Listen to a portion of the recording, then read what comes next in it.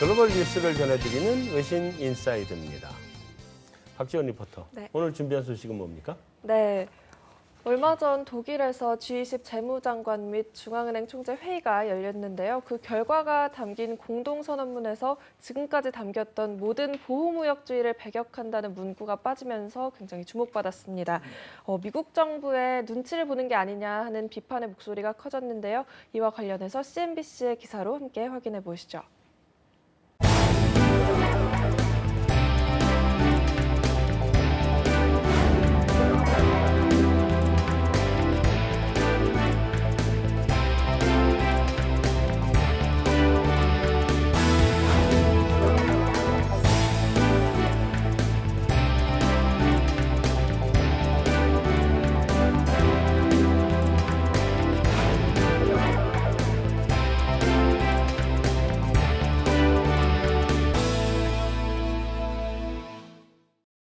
네, 이 기사에서 예일대 스티븐 로치 교수도 그렇고 전반적인 시장 반응이 이제 이 G20 결과에 대해서 굉장히 실망스럽다라고 말을 하고 있는데 금융시장에서 봤을 때 금값은 뭐 오르고 있고 국제 유가는 하락세를 보이고 이런 즉각적인 반응이 또 나타났잖아요. 전반적인 금융시장 반응이 어땠는지 좀 짚어주실 수 있나요?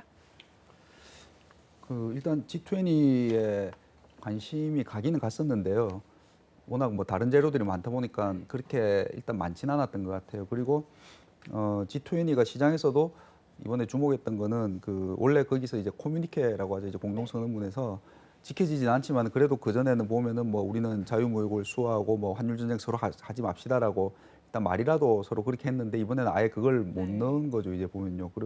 그래서 이제 이게 끝나고 나서 시장에서는 이게 트럼프가 하자는 대로 미국한테 끌려가겠구나라는 약간 좀 그쪽에서 시장은 좀 반응이 있었던 거예요. 그래서 이제 뭐 안전자산인 금값은 오르고 예, 원자재 가격은 좀 빠지고 그다음에 이제 그 통화들 같은 경우는 물론 이제 뭐 이걸 해석하자면 금리 하락 요인 뭐 이렇게 그다음에 달러에는 이제 오히려 트럼프가 원하는 대로 가겠다라고 해서 달러가 약세로 이제 그렇게 반응이 있는데 사실 그게 G20 뭐 때문도 있지만은 그 전후에서 워낙 뭐 FOMC 이후에 그리고 뭐 트럼프 계속 정책에 대한 의구심 이쪽에 영향이 뭐 조금 더 있었지 않았나 그렇게 보여집니다. G20 작년에 G20은 상당히 시장의 주목을 받았거든요. 상하이에서. 네. 그때 커뮤니케에서 확실한 메시지가 뭐였느냐 하면은 그때 이제 환율 전쟁이 한참 핫할 때인데 적어도 경쟁적인 통화 전환은 서로 하지 말자. 네. 그리고 그게 어느 정도 지켜졌고요. 그런 상황인데 이번에 이제 제일 아무래도 주목했던 거는 그거죠. G20인데도 불구하고 1대 19의 그 구도. 미국 하나 때문에. 나머지 뭐 정상들도 그렇지만 재무장관이나 이 사람들이 하는 얘기는 우리는 넣고 싶은데 쟤 때문에 이건데 제가 미국이다는 얘기죠. 그러니까 보호무역주의 그러니까 보호무역주의 쪽으로 간다는 거는 어떻게 보면은 굉장히 어떤 한 적어도 수십 년에 걸친 세계화 내지는 글로벌 공조라고 표현되던 여기에서 이제 아니야 선 끊고 담 쌓고 이런 식으로 간다는 큰 어떤 패러다임의 변환인데 이걸 갖다가 전부 못마땅한 채 힘의 논리로 미국한테 절질 끌려가느냐 아니면 이러다가 결국 곧 한계를 깨닫고 다시 트럼프식의 그거는 보호무역주의는 결국 한계를 곧 깨닫고 무너지느냐 중간에 그냥 스스로 제풀에 꺾이느냐 이 부분을 갖다 이제 확인해야 되는데 만약에 별탈 없이 계속 간다면은 4년 동안 굉장히 시달리는 거죠. 이 보호무역주의라는 그 굴레에. 안 그래도 다음 질문이었는데 이어서 바로 말씀을 드리면 이렇게 이번 G20을 계기로 뭐 아메리카 퍼스트, 뭐 트럼프의 이 보호무역주의에 전 세계가 이제 끌려가게 될 거라고 보시나요? 저는 일단은 그럼 여기에 맞설 수 있는 사람이 누구냐인데요. 예, 뭐 우리나라가 총대 메고 예전에 한번 G20에서 신흥국을 대표한다고 이제 총대 메고 나서기도 하긴 했는데 그렇다고 우리가 뭐 할 거냐?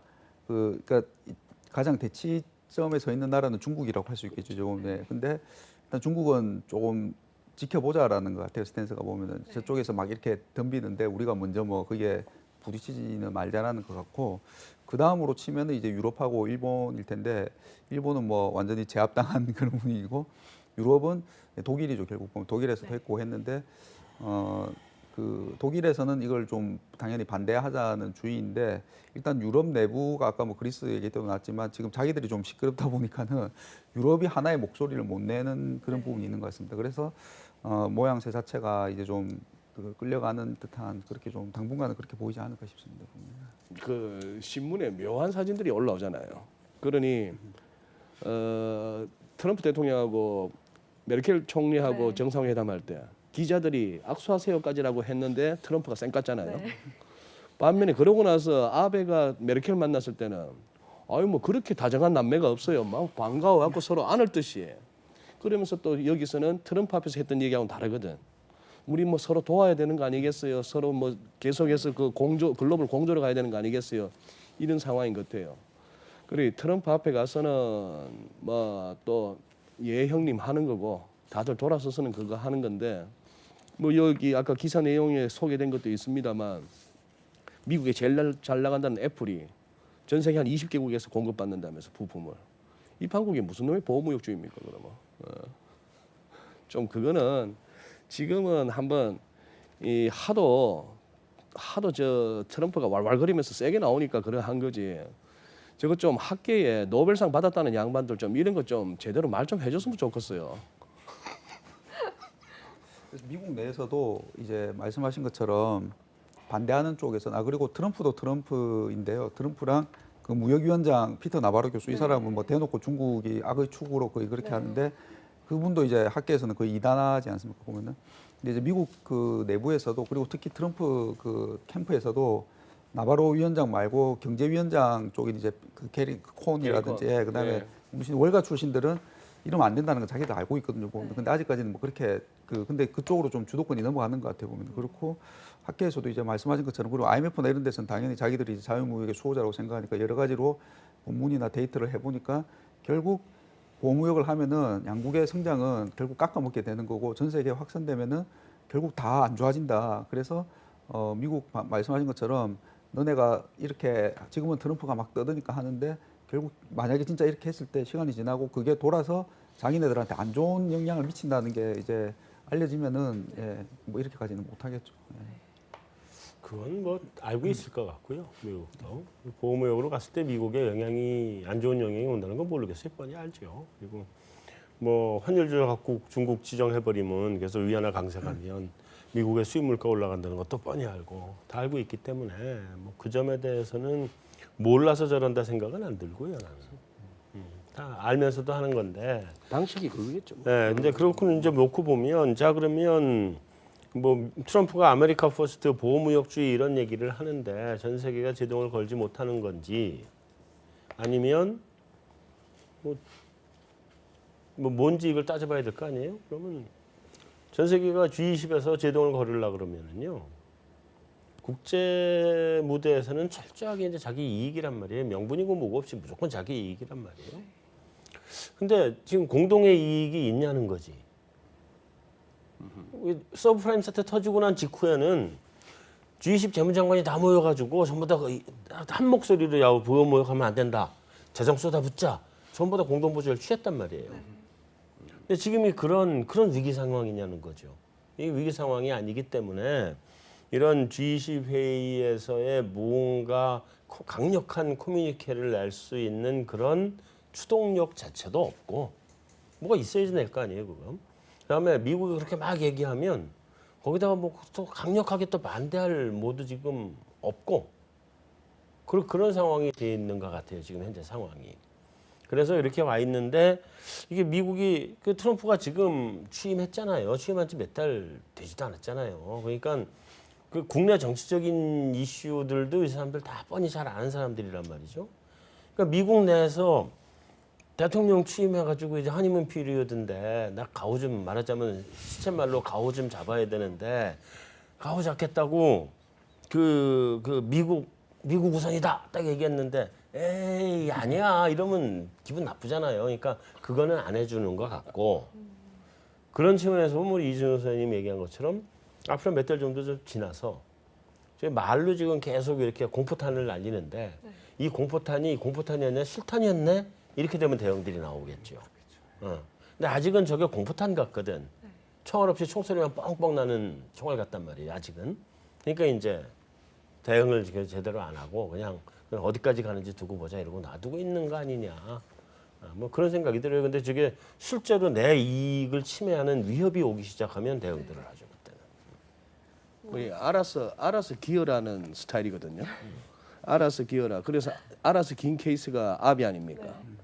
그래 가서 우리 뭐 한 일자리 70만 개, 뭐 4,500억 달러 투자 디테일은 몰라요 우리가 알고 싶지도 않고 그렇게 해서 일단 했고 그다음 실제 어떻게 하느냐는 이제 4월 중순부터 그 마이크 펜스하고 아수다로하고 이제 서로 수장이 돼서 경제 대화 시작한다는 건데 그거 가서 예를 들어 진짜 뭐 환율 갖고 조조되고 무역 수지 흑자 많이 내는 것 같고 뭐라 그러고 이래 나오면 이제는 좀 심각해지는 거죠.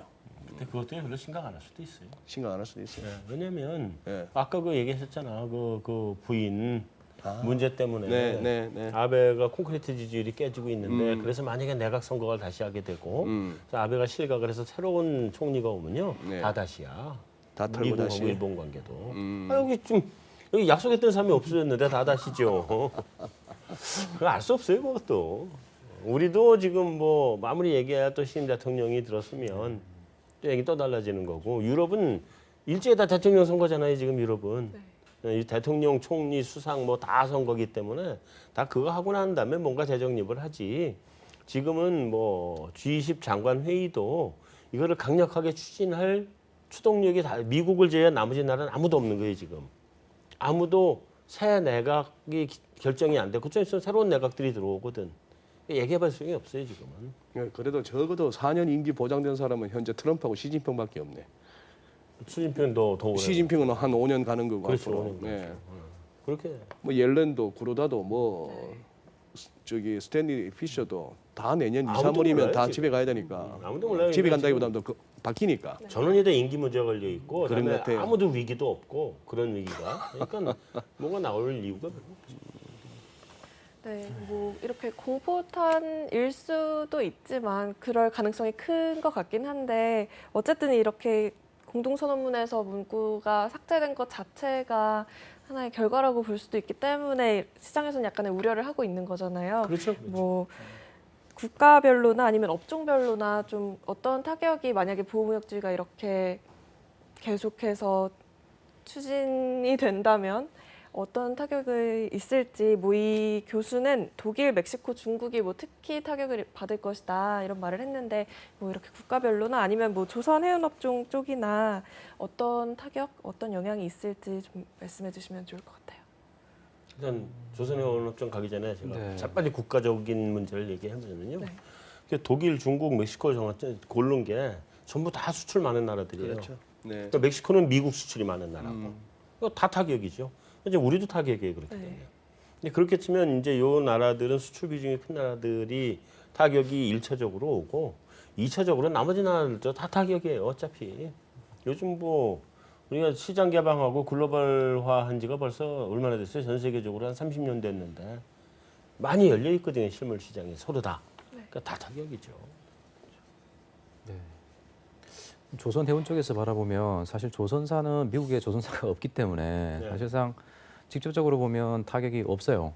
그렇지만 해운 쪽에서 당연히 아까 말씀하신 대로 서로 타격을 받게 된다는 소리는 물동량이 감소한다는 소리로 들리잖아요. 그렇게 되면 선주들이 돈을 못 벌게 되는 거고 그러면 결과적으로는 한국 시험 먹고 조선사로 발주되는 양이 줄어들 수밖에 없는 거죠. 예. 그래서 그렇게 되면 이제 간접적으로 타격을 받을 수밖에 없는 게 조선 해운업황이 아닌가 뭐 그렇게 보여집니다. 미국에 배 만드는 데가 없습니까? 배 조그마한 배 만드는 데는 있습니다. 아. 예, 자국에서의 배 다니는 배들은 자국에서만 만들게 돼 있어요. 예, 근데 우리나라에서 만드는 가격보다도 한 서너 배 비쌉니다. 그리고 대형선은 못 만듭니다. 대형 조선사가 없어요. 그리고 예. 대형 조선사는 있죠. 예? 있긴 있죠. 있긴 있어요. 네, 그런 맘 같은 데가 배를 만들어요. 근데 항공모함. 근데 예, 군함 미국의 군함은 또 미국 내에서만 만들거든요. 그렇겠구나. 아무리 비싸도. 그러니까 그런 맘 같은 데가 항공모함 만들어요. 비행기만 만드는 데가 아니에요. 법적으로 자국 내에서 움직이는 배들은 자국에서 만들게 돼 있어요. 그렇죠. 예, 그것도 수입을 못 하게 근데 돼 좀 있습니다. 비싸긴 비싸겠다. 엄청 비싸죠. 네. 네. 그리고 미국은 해운업 자체가 없잖아요. 있어봐야 이제 벌크선 좀 있는 거 말고는 컨테이너선은 없고 컨테이너 선사 자체가 없잖아요. 혹시 또 다른 뭐 여파가 있을까요? 그럼에도 불구하고 요즘 우리나라뿐만 아니고 이렇게 수출 지표들이 좋아지는 건 어떻게 해석해야 되나요? 아직 이게 제대로 본격화 안 됐다고. 수출이 지금 올라오는 게 예, 주요국들 그리고 특히 이제 신흥국들 수출이 많이 올라오지 예. 않습니까? 근데 신흥국 수출이 원자재 가격하고 상관성이 높다 보니까 원자재 가격들이 이제 가격 지금 대비? 예, 가격이 올라오니까는 이제 그 수출이 크게 이제 단가랑 물량으로 나눠서 봤을 때 단가 쪽이 지금 올라오면서 올라가는 예, 그래서 이제 수출이 좀 개선되는 부분이 물량 있고 차원에서는 큰 그건 없고. 물량은 아까 말씀하신 좀 보니까 교역량은 그렇게 안 늘고 있더라고요 보니까요. 예. 그보다는 또 환율 요인도 있다고 봅니다. 아. 과거에 환율이 높았기 때문에 상대적으로 좀 높게 지금 환율이 좀 떨어진 부분 감안하면 앞으로는 좀 더 낮아질 수는 있겠죠. 예. 그렇겠네. 좀 좋아진 거는 이제 IT 쪽은 아까 우리 네. 정명 센터장이 얘기했던 것은 IT 쪽은 좀 좋아지는 것 같아요. 거기는 뭐좀 살아나고 있고. 또 조선도 보면 지금까지는 물량이 괜찮아요. 이제 올해부터 이제 생산량이 감소를 합니다. 줄죠. 예, 그러면 조선이 전체적으로 비중이 상당 부분 차지하는데 아마 하반기 정도 되면 전체 수출 물량이 많이 떨어질 거예요. 예, 조선사의 생산량이 떨어지기 때문에 그 영향을 아마 1분기부터 서서히 반영이 되기 시작하고 하반기로 갈수록 더 크게 반영이 되고요. 내년도 상반기가 아마 거의 피크를 치지 않을까 이제 보고 있습니다. 네, 결국에는 뭐 우리나라 무역, 뭐 수출 전망이 가장 궁금해하실 것 같은데 다들 네. 오늘 안 그래도 이주열 총재가 간담회에서 이제 이 멘트 보호무역주의 배격 멘트가 빠진 게 굉장히 우려스럽다. 뭐 우리나라 특히 수출이 많은 편이니까 우리 경제로서는 보호무역 확대가 제약 요인일 수밖에 없다 이런 식의 멘트를 하셨어요. 어떻게 이 수출 전망 어떻게 보시나요 올해? 그래서 아까 말씀드린 것처럼 우리나라 수출 증가율이 지난해까지 마이너스다가 이제 작년 말 올해부터 지금 플러스 두 자릿대로 막 늘어나고 있습니다. 보면. 근데 늘어나는 게 아까 말씀드린 것처럼 이제 IT 반도체 잘 팔리는 거랑 그 다음에 그 우리도 석유화학 제품들이 많으니까 유가가 올라오면서 이제 단가가 올라가지고 1월, 2월 두 자릿대로 증가했고 이번 달도 지금 20일까지인가 관세청 보니까 두 자릿대 나올 것 같거든요. 보면 그래서 수출이 올해 지난해는 수출이 우리나라 GDP 성장에서 기여가 거의 없었거든요. 보면은요 건설이 거의 다 끌고 오고 수출은 없었는데 올해는 전망들이 건설이 깔아앉고 수출이 올라와서 우리나라 성장을 그래도 좀 받쳐줄 거다라고 보고 있는데 저희들도 뭐 그렇게는 생각합니다. 수출은 괜찮을 것 같은데 다만 문제가 아까 저희가 얘기한 유가가 여기서 기어버리면 일단 단가 효과는 2분기 하반기 갈수록 약간 줄어들고 그 다음은 이제 물량인데요. 예. 보호무역이 심해지면은 우리도 그리고 뭐 트럼프가 이제 노리는 나라 중에 하나지 않습니까 보면은 그래서 뭐 FTA 만약 이런 얘기 나와가지고 물량이 만약에 타격을 입으면은 그러면 이제 우리 수출도 플러스는 날 것 같은데 플러스 폭이 줄어들지 않을까 그게 걱정입니다. 뭐 우려스럽다 하는 거는 당연한 어떤 우리 정책 당국자들의 발언일 수밖에 없는 게 우리 아무래도 내수보다는 수출로 가는 나라니까 보호무역주의라는 것은 우리한테 달가운 소식은 아닌 것 같고 그런 부분인데 아우 저 뭐 아직도 확인할 게 너무 많다는 게 세월이 좀 시간이 자꾸 필요한 거죠. 하다못해 뭐 국경조정선이 이것도 진짜 어떤 식으로 될지 그렇게 대선 과정에서 막 선거 직후에 막 했던처럼 뭐 한 35% 45% 때리면 뭐 해먹고 살겠습니까 우리가 진짜 그렇게 갈 수 있는 건지 고전에 지금 뭐 아직까지 티격태격하고 있는 거고 어떻게 보면 좀 우스운 얘기인데 전 세계가 약간 이 70대인가요? 70 바라보는 나이인가요? 70 접어들었죠? 예. 70 넘으면 미국 대통령 응석 받아주느라고 지금 약간 이렇게 어거지 쓰는 느낌 안 듭니까? 이거 다 어거지죠 원래. 예. 거긴 다 원래 어거지잖아요. 젊었을 때도 어거지였어요. 이렇게 해서 성공을 했잖아요. 성공했죠. 성공했죠. 예, 성공을 했기 때문에 똑같은 방법으로 지금 전 세계를 상대로 그 어거지 전략을 쓰는 거죠. 그럼요. 예, 그리고 미국이 자체가 파워가 있으니까 예, 그걸 가지고 지금 조금 더 먹겠다 뭐 이런 거죠. 조금 더 먹겠다. 힘을 과시하는 힘으로. 현재로서는 그렇게 볼 수 있죠. 이게 원래 파이 이게 그 파이를 이렇게 놓고 이렇게 다 잘라 먹는데 그 전에는 자유시장 원리에 의해서 잘라 먹었다 그러면 야 이제 자유시장 원리 없어. 내가 더 먹을래. 내 거 더 크게 잘라 이거잖아요 지금. 예. 뭐 그런 건데 조금 이제 들어는 주겠죠. 근데 좀 지나서 실제로 국경조정세 말만 했지 나온 게 없잖아요. 그러죠. 네네. 예, 그게 나온 게 없기 때문에 구체적으로 보호무역에 관한 액션이 나온 건 없거든. 아직까지. 그러니까 뭐 아무도 대응할 수 있는 것도 없는 거예요. 뭐 보호무역이라는 게 어떻게 보면 공동화 현상이잖아요, 국가별로. 그렇죠. 단지 드러내놓고 하느냐, 감추고 계속 가고 있느냐. 다 감추고 가고 있는데 힘센 놈이 갑자기 드러내놓은 거 아닙니까? 네. 침범하지 말라고. 예, 내가 좀 더 먹겠다고. 그러는 그림이니까 지금 당장 누가 그걸 건들면서 이렇게 시비 걸 국가가 어디 있겠습니까, 지금. 예. 네, 뭐 그래도 저는 이 기사만 보고는 당장 뭐 닥치는 문제일까 싶었는데 뭐 네. 공포탄일 가능성이 더 큰 것 같고 현재로서는 좀 네, 그렇죠. 그래도 별난 미국 대통령이 들어섰는데 편할 수가 있습니까? 계속 신경 쓰이는 거죠. 네, 뭐 이상입니다. 아, 네, 수고했습니다. 감사합니다. 네. 자, 오늘 준비한 순서는 여기까지로 마무리하겠습니다. 다음 주에 다시 찾아뵙겠습니다.